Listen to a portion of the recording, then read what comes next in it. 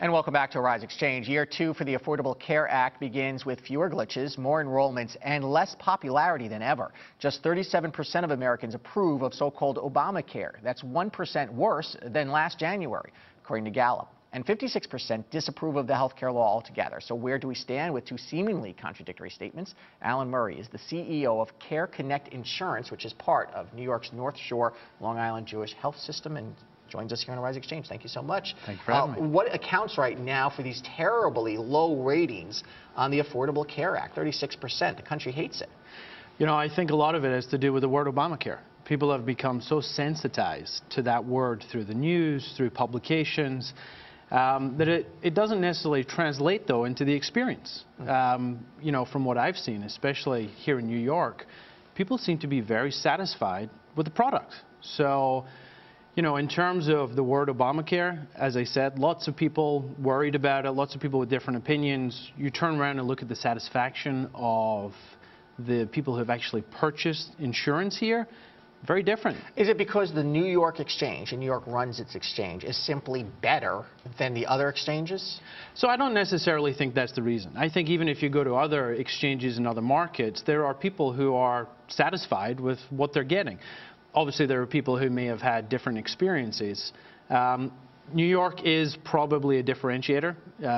You know, last year, before the Affordable Care Act took place, only 17,000 people had it. Okay, but this is where people are getting hung up on.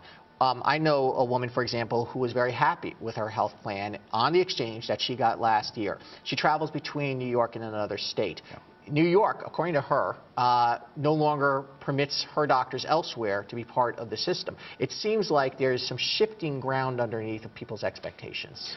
Yeah, so I think as part of the exchanges, you've seen a large movement into narrower networks, more select networks. And part of that is in essence a trade-off between the cost of the benefit plans and how in essence insurance companies and other build, you know, the premium dollars, and balancing that against large access. So you as an individual, you're going to have to make some value decisions in terms of whether or not you want to go into local health plans or national health plans.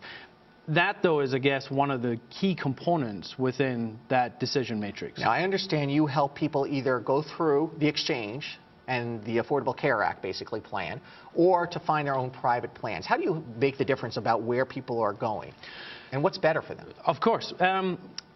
You know, in terms of the Affordable Care Act and its application here in New York, it's kind of like uncharted waters. My background, actually, I was formerly an officer in the British Merchant Marine, so I tend to think about that. As you told us, a Liverpool fan, I believe, and a Liverpool fan, not a Man U fan. I will try not to comment on the reduction of stock price.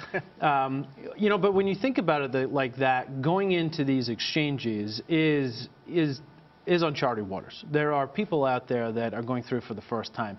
When we used to go into new ports, we used to get the local pilot on board so that we could find a way to get through that. You need a navigator. You need somebody to really help understand the key subtleties. But most people don't have that. So here are my questions, because we're running out of time. The first is, are the exchanges nationwide easier to access, and the national one, than last year? Is that process getting better? They're easier to access. There's been a lot more time for them to prepare for the way people access them, which is important, so people's journeys through them. So the answer to that is yes. If you are in the system right now, are you paying more or less for your insurance when you renew this year? That depends completely on what you had last year. So the main point here I will advise people on is make sure you shop around, because your individual premium may go up double digits, it may be going down, but you may be getting value if you shop around and you find the kind of subtleties between the different plans that are available. 37% or so approval rating right now, 5 years, where do you think that number is going to be? A majority of Americans going to like this?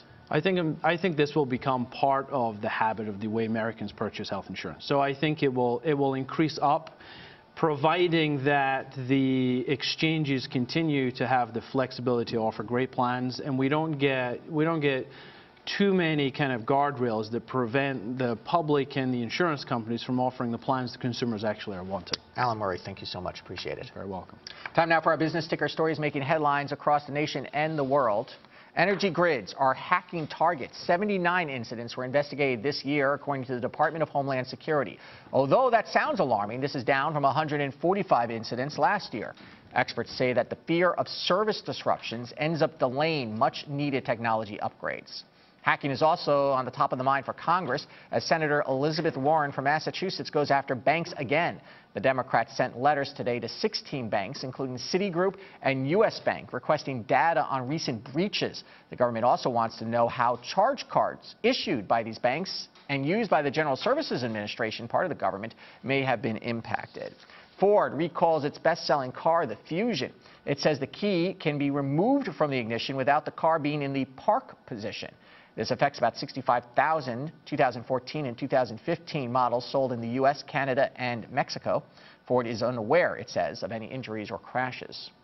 An historic payday for a Miami slugger. The Miami Marlins signed Giancarlo Stanton to a 13-year, $325 million contract. $325 million contract. That's the largest sports contract in North America. The 25-year-old will make $68,000 per day, or roughly $2,800 an hour, as the Marlins try to boost stadium attendance and viewership.